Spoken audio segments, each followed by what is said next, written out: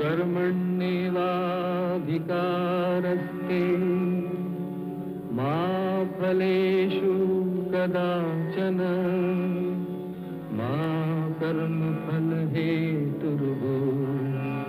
मा ते संगोऽस्तविकर्मणि।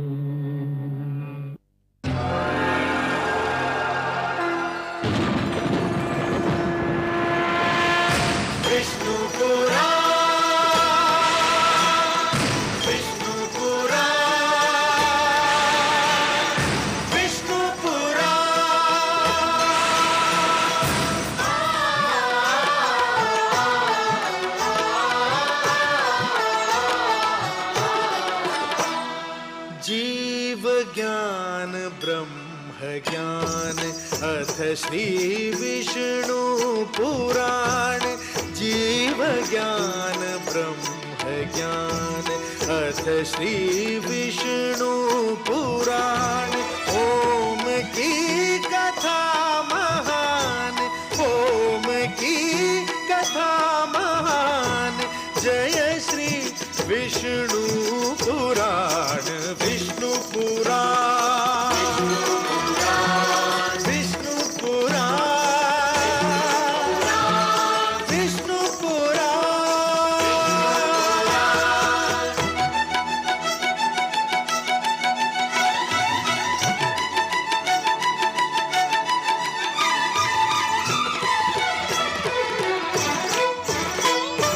प्रगटे कब तीन लोक, जन्म मृत्यु हर्ष शोक। जन्म मृत्यु हर्ष शोक। पृथ्वी जल वायु गगन, प्रकटी कब ज्योत अगन। प्रकटी कब ज्योत अगन। इस पुराण में है निहित, इस पुराण में है निहित जप तप और योग ध्यान। विष्णु पुराण, विष्णु पुराण, विष्णु पुराण। मैं माँ हूँ, धरती माँ। जीने के कुछ नियम होते हैं, कुछ सिद्धांत होते हैं जिनका पालन करना मानव का कर्तव्य है। इन्हीं में से एक सिद्धांत यह है कि पूर्वजों के दिए हुए संस्कार को नई पीढ़ियां केवल इसलिए ना तोड़ें कि ये संस्कार पुराने हैं। इन संस्कारों में से एक संस्कार यह है कि पिता परिवार का स्वामी होता है। परिवार का पालन पोषण करके वो भगवान विष्णु का धर्म निभाता है। परिवार के दुख सुख का ध्यान रखना उसका परम कर्तव्य है। महाराज उत्तानपाद से इसी धर्म को निभाने में चूक हो गई। परिणाम स्वरूप उनके पुत्र को वो कष्ट झेलना पड़ रहा है जिसे देखकर मेरा मन भर आया है और माता लक्ष्मी उदास दिखाई पड़ती हैं। ये सोचकर तो दुख और भी बढ़ जाता है कि ध्रुव के कष्ट की श्रृंखला न जाने कब समाप्त होगी। ओम नमो भगवते वासुदेवाय, ओम नमो भगवते वासुदेवाय, ओम नमो भगवते वासुदेवाय, ओम नमो भगवते वासुदेवाय, ओम नमो भगवते वासुदेवाय, ओम नमो भगवते वासुदेवाय।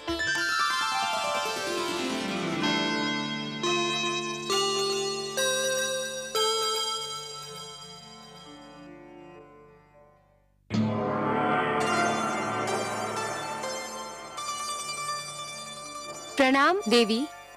प्रणाम। हमारे अहोभाग्य कि विष्णु भार्या ने शिवलोक में पधारकर उसे पावन कर दिया। विराजिए। लेकिन देवी, यदि आप मेरे पति भोलेनाथ के दर्शन के लिए पधारी हैं, तो वो इस समय काशी में विराजमान है। मैं आपसे मिलने आई हूँ। तब तो मैं अपने भाग्य पर जितना गर्व करूं उतना कम है देवी। मेरी समझ में नहीं आता मैं इतने महान अतिथि का सत्कार किस प्रकार करूं। ये तो आपकी महानता है जो मुझे इतना सम्मान दे रही हैं। किंतु सत्य तो ये है कि आज मैं शिवलोक में अतिथि नहीं याचक बनकर आई हूँ। एक विनती लेकर उपस्थित हुई हूँ। विनती? कैसी बातें कर रही हैं देवी? आदेश दीजिए, आज्ञा दीजिए। संपूर्ण संसार जानता है शिव के हृदय में विष्णु वास करते हैं।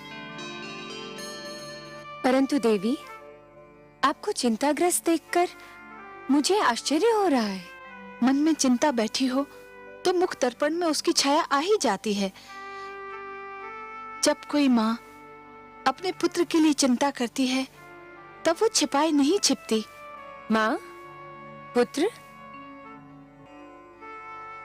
मैं कुछ समझी नहीं देवी। आप किस माँ और किस पुत्र की बात कर रही हैं? मैं अपने पुत्र की बात कर रही हूँ शिव भार्या। आपका पुत्र? ये कैसी पहेली बुझा रही हैं देवी? कोई पहेली नहीं है देवी। आप तो जानती हैं ना, मानव लोक के एक छोटे से बालक ध्रुव ने भगवान विष्णु से मिलने की ठान ली है और इसके लिए वो कोई भी कष्ट उठाने के लिए तैयार हो गया है। जानती हूँ देवी, लेकिन वो आपका पुत्र तो नहीं है। अवश्य नहीं है, पर मैं उसे अपना पुत्र मान चुकी हूँ। उसने भी मुझे माँ कहा है। देवी, यदि मेरे योग्य कोई सेवा हो तो आपकी आज्ञा सिर माथे पर। आदेश दीजिए। नन्हा ध्रुव घने वन में घोर तपस्या कर रहा है। उस वन में भयानक पशु हैं। मुझे भय है मेरे ध्रुव पे कोई संकट ना आ जाए। देवी, वनराज आपके वाहन हैं, उन पर आपका अधिकार है। मेरे ध्रुव पे कोई संकट ना आए, यही प्रार्थना लेकर मैं आपके पास आई हूँ। बस इतनी सी बात देवी। यदि इसी चिंता ने आपको पीड़ित कर रखा है तो इसे अपने मन से निकाल फेंकिए। मैं आपको आश्वासन देती हूँ कि वत्स ध्रुव पर आंच भी नहीं आने दूंगी। आप कितनी महान हैं। त्रिलोक के सबसे बड़े दानी की आप हृदय स्वामिनी हैं। आपका हृदय इतना विशाल है कि जो भी आपसे सहायता मांगने आता है उसे आप निराश नहीं करती। अब मुझे विश्वास हो गया है कि मेरे ध्रुव का अमंगल नहीं होगा। आपकी जय हो देवी पार्वती, जय हो।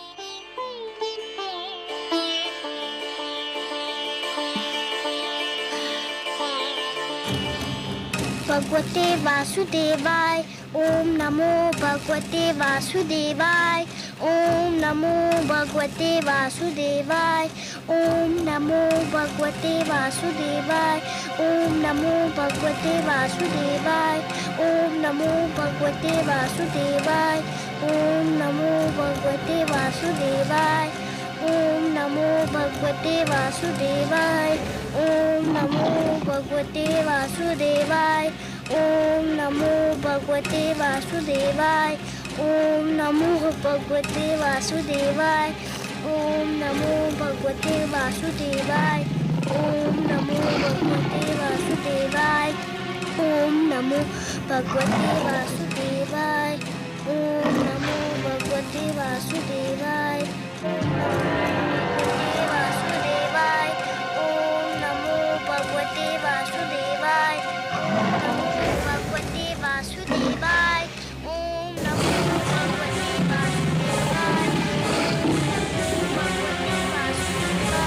भगवते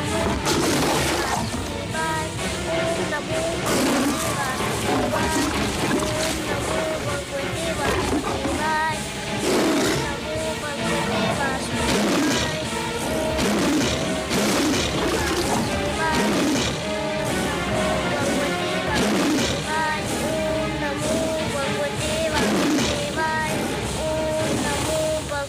वासुदेवाय। ओम नमो भगवते वासुदेवाय। ओम नमो भगवते धन्य हो पुत्र, वासुदेवाय। धन्य है तुम्हारी ये तपस्या, तुम्हारा ये विश्वास, तुम्हारा ये दृढ़ निश्चय। पुत्र, तुम्हारी ऐसी तपस्या से तो बड़े बड़े ऋषि मुनि भी सीख लेंगे। तुम्हारा सदैव कल्याण हो, यही मेरा आशीर्वाद है। तुम्हें सदैव सफलता मिले पुत्र, यही मेरी कामना है।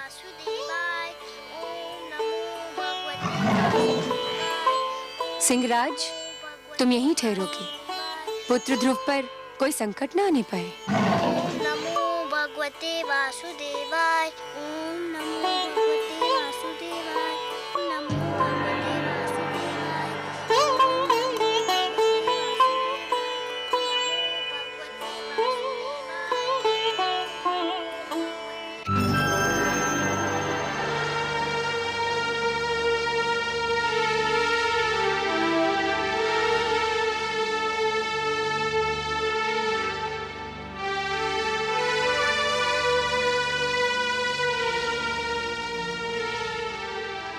आइए देवी, पधारिए।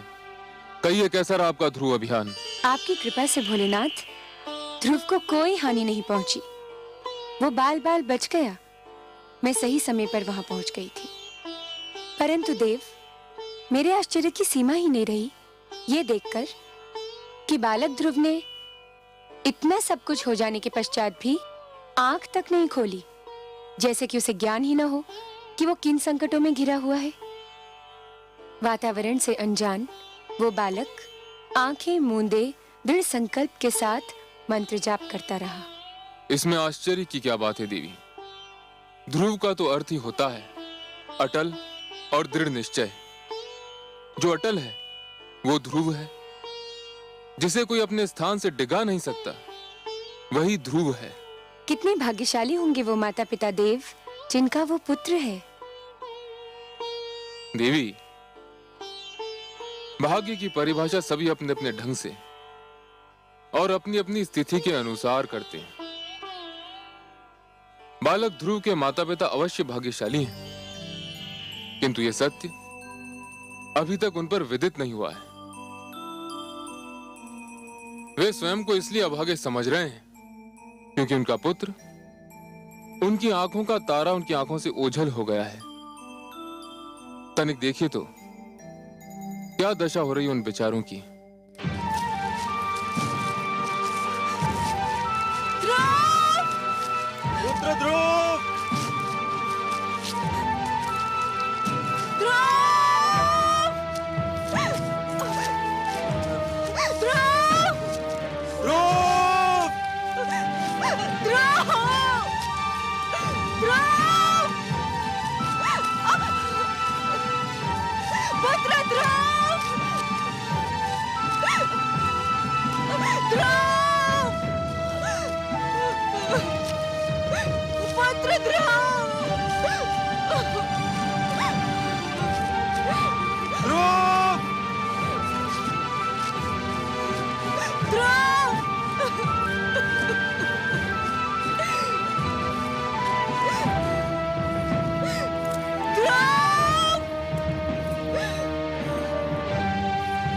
पुत्र ध्रुव,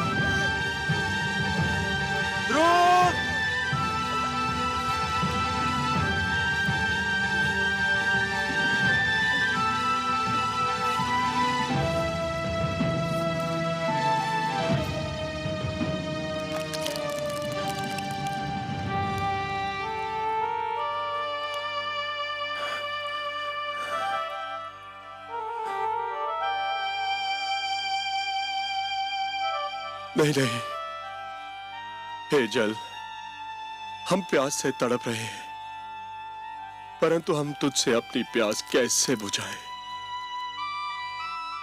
न जाने हमारे लाडले पुत्र ध्रुव की प्यास तूने बुझाई है या नहीं। कहीं ऐसा ना हो कि हम तुझसे अपनी प्यास बुझा लें और हमारा पुत्र तेरी एक एक बूंद को तरसता रहे। नहीं, हम अपनी प्यास बुझाकर ऐसा पाप नहीं कर सकते, नहीं कर सकते, नहीं कर सकते।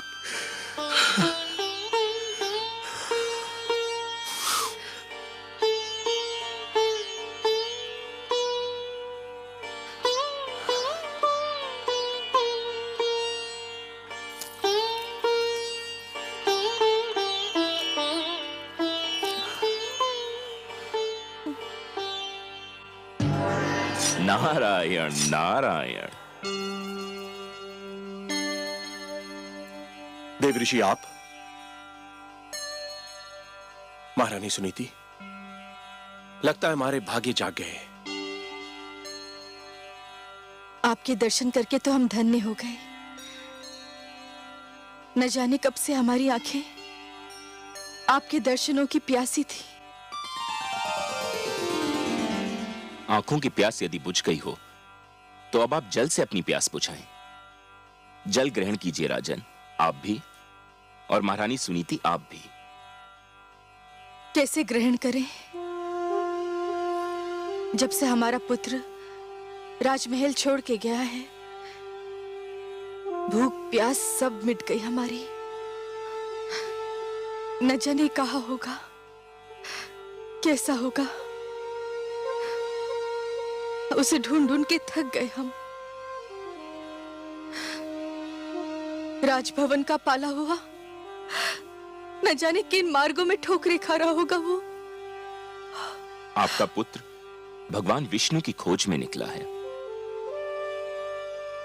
जो भगवान की खोज में निकलते हैं, जिनके मन में वो रम जाते हैं, उन्हें भगवान अपनी अनुकंपा की छत्र छाया में ले लेते हैं। संसार की कोई भी विपदा उन्हें छू भी नहीं सकती। हमारा पुत्र कहाँ है इस समय? मैं ये तो नहीं बता सकता देवी, परंतु इतना अवश्य कह सकता हूं, वह जहां भी है सुरक्षित है। क्या हम उसे मिल सकते हैं देवऋषि? यह भी संभव नहीं है, क्योंकि ध्रुव भगवान विष्णु के अतिरिक्त किसी से मिलना नहीं चाहता। फिर आप उससे कैसे मिल सकते हैं? हे देवर्षि, क्या हम उसकी एक झलक भी नहीं देख सकते? नहीं देवी, यह भी संभव नहीं है। क्यों संभव नहीं? इसलिए क्योंकि उसे स्वयं भगवान विष्णु की एक झलक देखने की धुन है, इसलिए आप उसे देख न पाएंगी।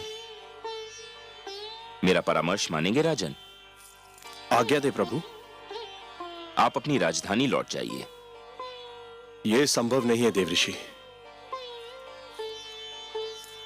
मैं प्रण कर कर निकला था कि लौटूंगा तो ध्रुव को साथ लेकर, नहीं तो मैं भी नहीं लौटूंगा। नारायण नारायण। महाराज उत्तानपाद, आप भी विचित्र प्राणी हैं। क्यों प्रभु? आपने तो मानो ठान ली हो कि जीवन भर वही करेंगे जो दूसरों के लिए कष्टदायक हो। ये आप क्या कह रहे हैं प्रभु? मैंने तो कभी किसी को कोई कष्ट नहीं पहुंचाया। किसको नहीं पहुंचाया? कौन सा धर्म निभाया आपने जिससे दूसरों को सुख मिले? मैं आपका कटाक्ष समझा नहीं प्रभु। कटाक्ष नहीं, ये सत्य है राजन। सबसे पहले आप पति धर्म भूले। आपने सुंदरता में अधिक रुचि ली, नीति को महत्व नहीं दिया। सुंदर सुरुचि को पाकर आप सुशील सुनीति को भूल गए। आपने पिता का भी धर्म नहीं निभाया। इसलिए आज आपके जिस पुत्र को आपके स्नेह की छांव में होना था, वह इस झुलसाती धूप में भटक रहा है। और अब अपनी प्रजा को कष्ट देकर आप एक राजा के धर्म से भी विमुख होना चाह रहे हैं। परंतु प्रभु, मैंने प्रजा को तो कोई कष्ट नहीं दिया है। कैसे नहीं दिया? राजकाज की बागडोर और अपनी प्रजा के हित को एक स्वार्थी नारी की दया पर छोड़कर आप समझते हैं कि आपने अपनी प्रजा को बहुत सुख दिया है। जो राजा अपने परिवार की समस्या में पड़कर अपनी प्रजा के हित को भूल जाए, उसे राजा कहलाने का कोई अधिकार नहीं है। एक सुंदर नारी की सुंदरता में आप ऐसा फंसकर भटके कि धर्म का मार्ग ही भूल गए। राजन, जब एक व्यक्ति भटकता है तो केवल वही व्यक्ति भटकता है, किंतु जब एक राजा भटकता है तो पूरा देश भटक जाता है, राष्ट्र भटक जाता है। आप सत्य कहते हैं प्रभु, परंतु मेरे लिए अपने पुत्र को भूल पाना संभव नहीं। मैं राजा अवश्य हूं, पर पिता भी तो हूं। यही तो वो सत्य है राजन, जो एक साधारण व्यक्ति से राजा की और एक राजा से साधारण व्यक्ति की पहचान अलग करता है। एक साधारण व्यक्ति के लिए उसका परिवार ही उसका संसार है, किंतु एक राजा के लिए उसकी प्रजा ही उसका परिवार है, और आप अपने परिवार को भूल गए हैं। अब भी समय है राजन, अपनी भूल का प्रायश्चित कर लीजिए, घर लौट जाइए।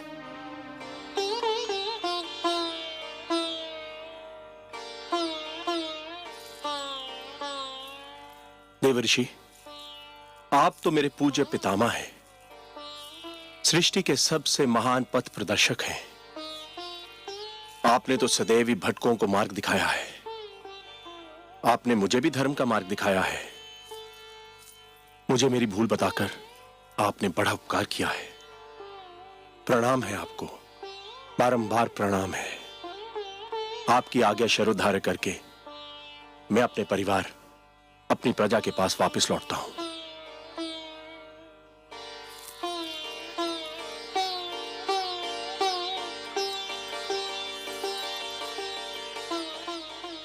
चलिए महारानी।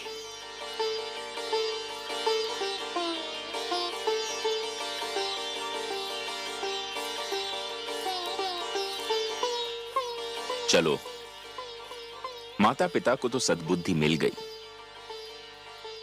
अब देखें ध्रुव की स्थिति क्या है। नारायण नारायण।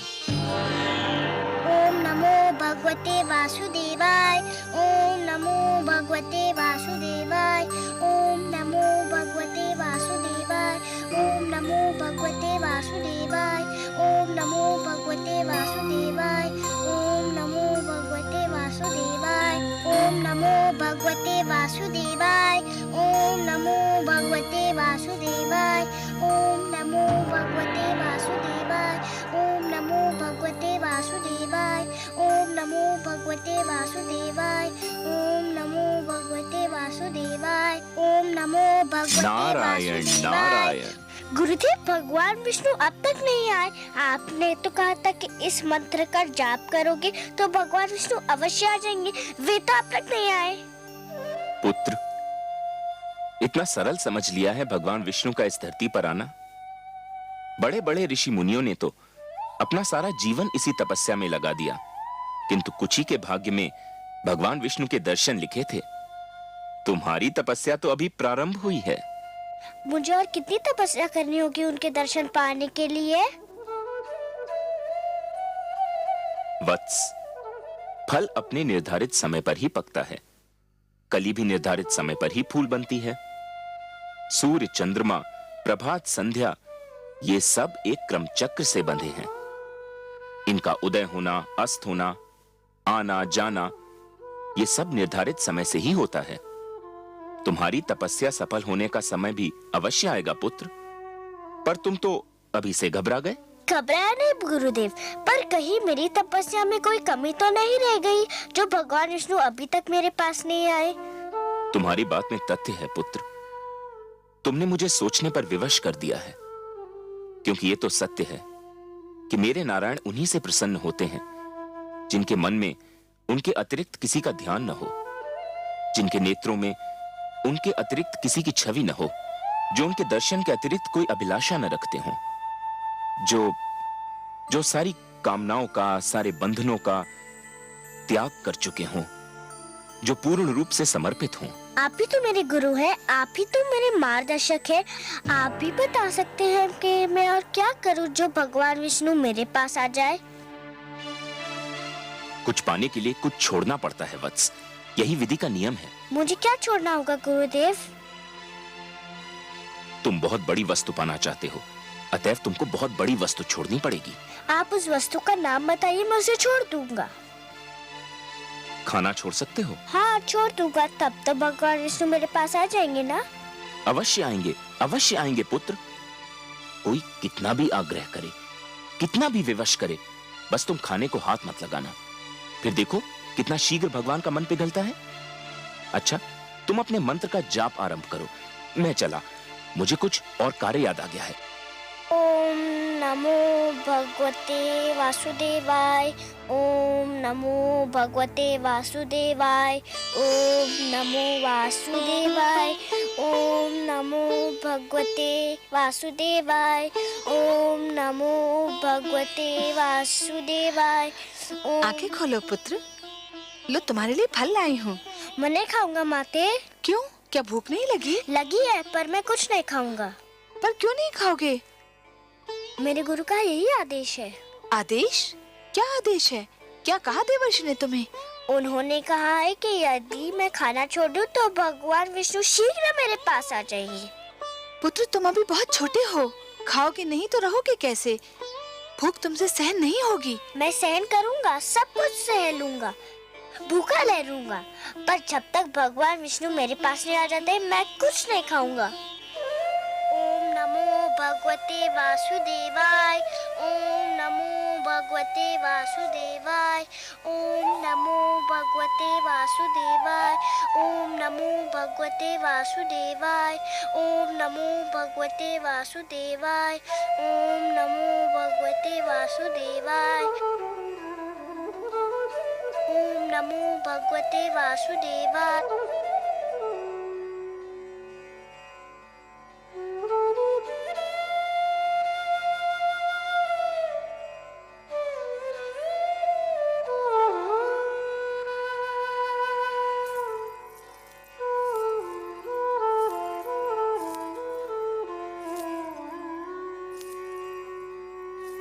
आपका मुख आपके मन का दर्पण है देवी। मन में चिंता हो तो उसकी छाया आपके मुख पर कहीं दूर से दिखाई देने लगती है। और आज तो आप सिर से पांव तक चिंता की मूर्ति बनी हुई हैं। सब कुशल तो है? कुशल कहाँ कमल नयन, देवर्षि नारद को न जाने समस्याएं खड़ी करके क्या आनंद आता है। एक और नई समस्या खड़ी कर दी उन्होंने। अब कौन सा नया पुष्प खिलाया उन्होंने? पहले तो उसे वन में तपस्या करने के लिए छोड़ दिया। मुझे यही चिंता क्या कम थी कि वन के पशुओं से उसकी रक्षा कैसे होगी। और अब उन्होंने ध्रुव को आदेश दिया है कि आहार भी त्याग दे। देवर्षि ध्रुव के गुरु हैं। गुरु की आज्ञा का पालन करना शिष्य का कर्तव्य होता है। गुरु तो भगवान से भी बड़ा होता है। इसका अर्थ ये हुआ कि आप भी देवर्षि से सहमत हैं? वो तो नन्हा सा बालक है, तनिक सोचिए तो, आहार त्यागने से उसकी क्या दशा हो जाएगी। क्षमा कीजिए प्रभु, संभवतः आपको भी उसकी पीड़ा पर दया नहीं आ रही। ये आप नहीं बोल रही हैं देवी, ये आपके भीतर समाई हुई एक नारी, एक माँ बोल रही है। यही समझ लीजिए करुणा सिंधु, पर मुझसे उसकी दशा देखी नहीं जाती। दया कीजिए उस पर, दया कीजिए मुझ पर। मुझे आपसे सहानुभूति है देवी, पर मुझे खेद है, मैं पक्षपात नहीं कर सकता। पक्षपात? कैसा पक्षपात प्रभु? धरती पर मनुष्य लोक में मेरे अगणित भक्त हैं। माना कि ध्रुव सर्वस्व त्याग कर मेरा दर्शनाभिलाषी है देवी, परंतु जो मेरे साधारण भक्त हैं उनका भी तो मुझ पर अधिकार है। आप तो जानती हैं देवी कि जो भी सच्चे मन से मुझे पुकारे मैं उसी का हो जाता हूं। तो फिर यह कैसे संभव है देवी कि मैं अपने असंख्य भक्तों को भूलकर केवल एक बालक को कृतार्थ करूं? देवी, सूर्य अपना प्रकाश बांटते समय राजा के महल और दीन की कुटिया में अंतर नहीं करता। वर्षा का बादल मधुवन पर बरसता है तो मरुस्थल की प्यास भी बुझाता है। तो फिर यह कैसे संभव है देवी कि मैं अपने भक्तों में पक्षपात करूं? हे महादेवी, ये मत भूलिए कि ईश्वर भी ईश्वरत्व के नियम से बंधा है, और ईश्वरत्व का नियम है समानता। मेरी दृष्टि में समस्त मानव जाति समान है। मैं धरती पर जा अवश्य सकता हूं देवी, किंतु समस्त मानव समूह के कल्याण के लिए, केवल किसी एक के कल्याण के लिए नहीं। चाहे मेरा ध्रुव भूख प्यास से दम ही क्यों न तोड़ दे। मैं आपसे पहले भी कह चुका हूं देवी कि मैं विधाता के कार्यों में हस्तक्षेप नहीं कर सकता। मुझे आपसे सहानुभूति है, परंतु यदि विधाता ने उसके भाग्य में यही लिख दिया हो तो फिर यही होकर रहेगा।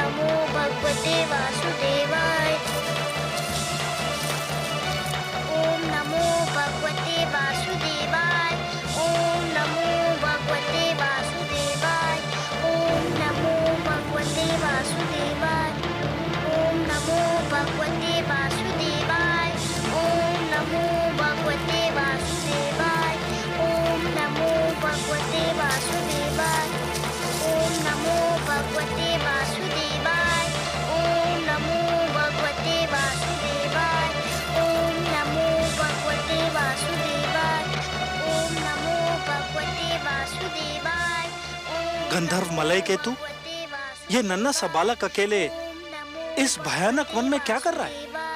देखते नहीं गंधर्व राज चित्ररथ भगवान विष्णु के मंत्र का जाप कर रहा है। ये बालक अवश्य ही उनका मन जीतने का प्रयत्न कर रहा है।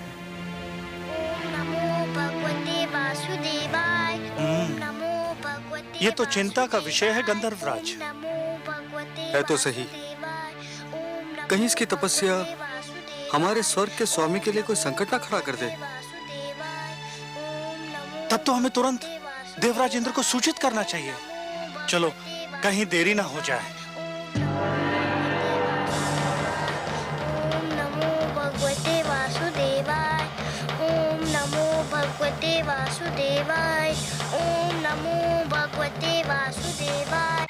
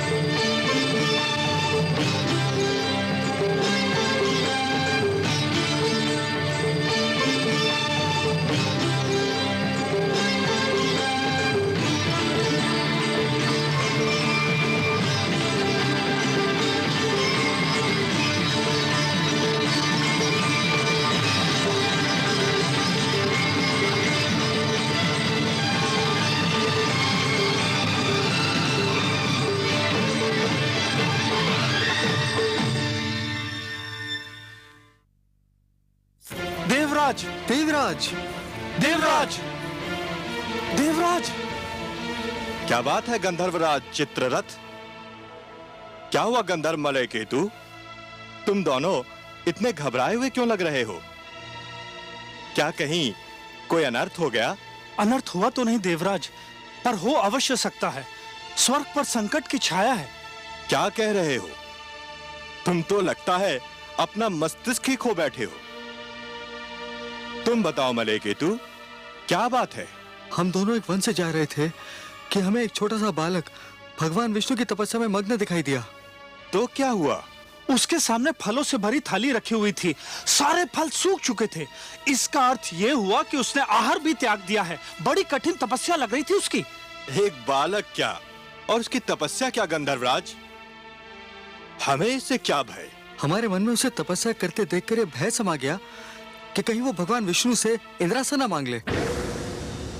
मेरा आसन? ये क्या कह रहे हो? गंधर्व मलय केतु सत्य कह रहे हैं देवराज। धरती लोक के वासियों की दृष्टि सदैव इंद्रासन पर लगी रहती है। इंद्रासन इतना महान है कि हर कोई उसे लेना चाहता है। स्वर्ग को कौन नहीं जीतना चाहता देवराज? तुम दोनों ने तो मुझे चिंता में डाल दिया। नारायण नारायण।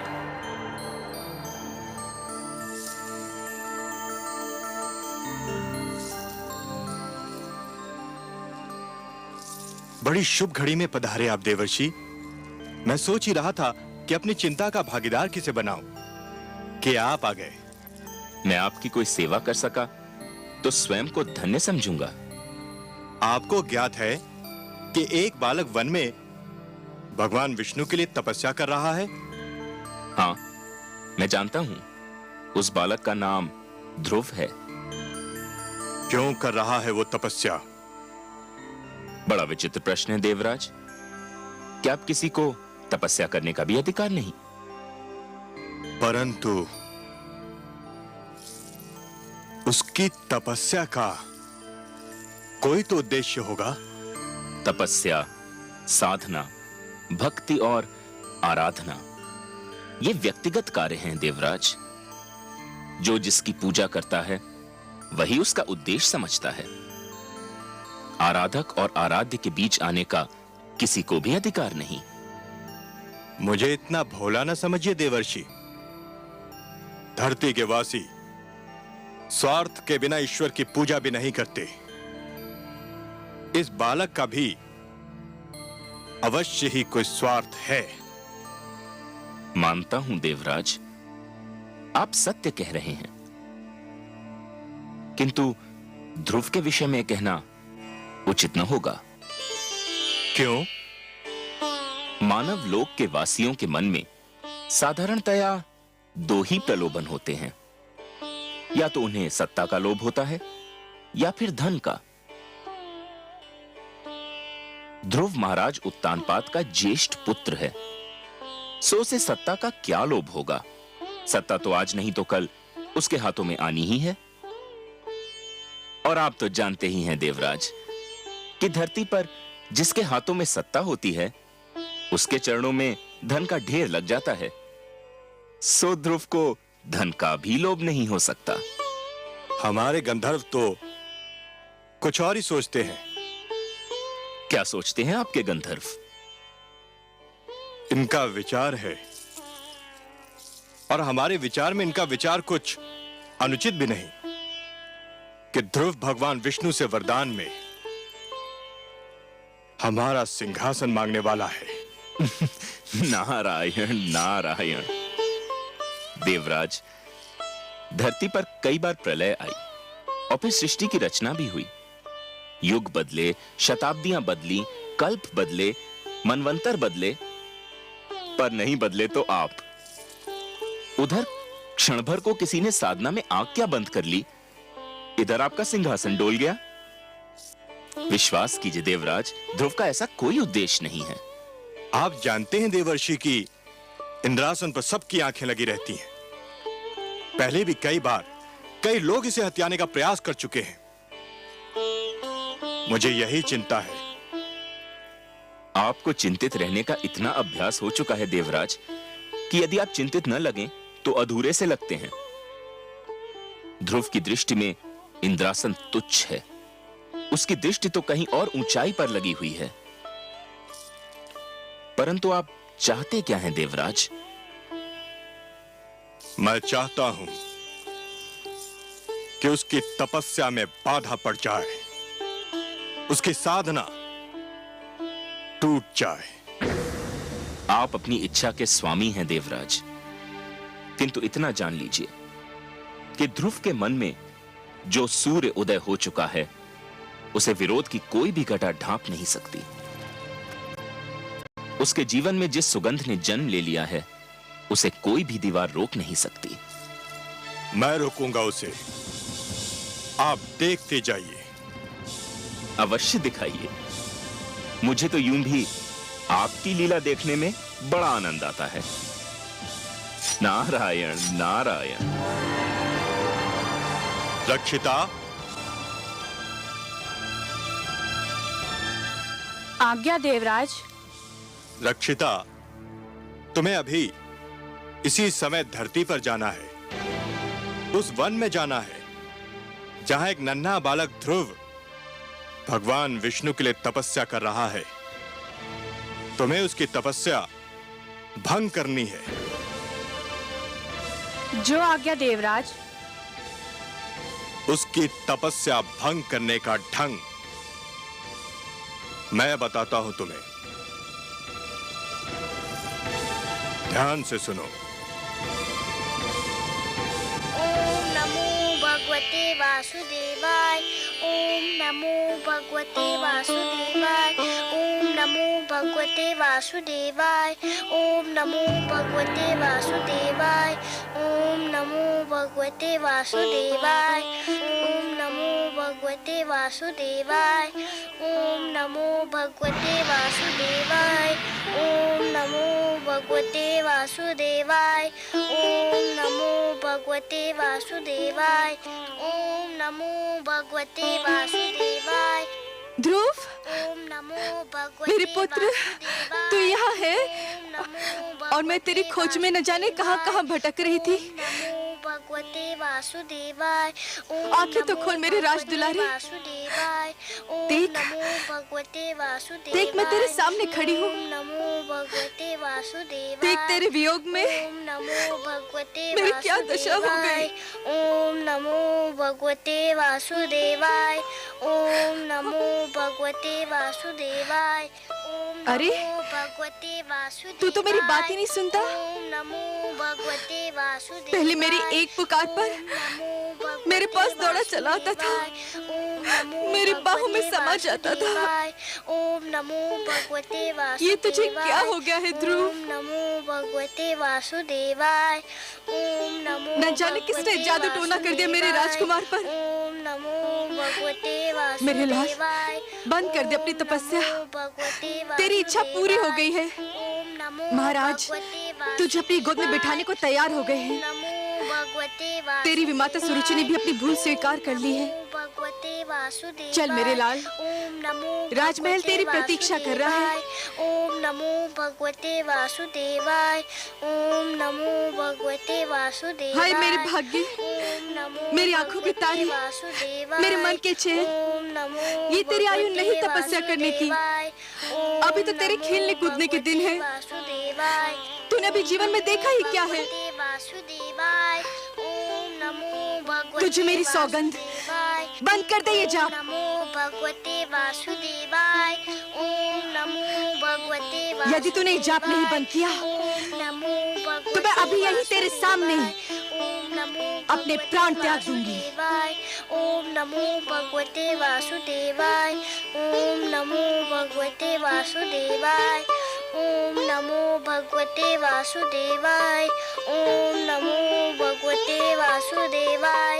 ओम नमो भगवते वासुदेवाय। ओम नमो भगवते वासुदेवाय। ओम नमो भगवते वासुदेवाय। ओम नमो भगवते वासुदेवाय। ओम नमो भगवते वासुदेवाय। ओम नमो भगवते वासुदेवाय। ओम नमो भगवते वासुदेवाय। ओम नमो भगवते वासुदेवाय।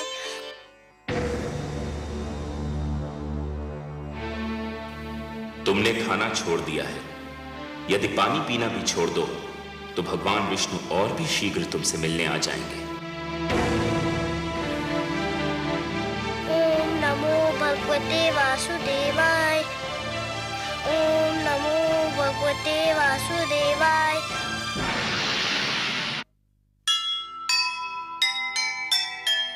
यह कैसा संकल्प है, यह कैसा विश्वास। सब संकट सहती गई, प्रभु दर्शन की आस। देवलोक में मच गया भीषण हाहाकार। डिगा नहीं ध्रुव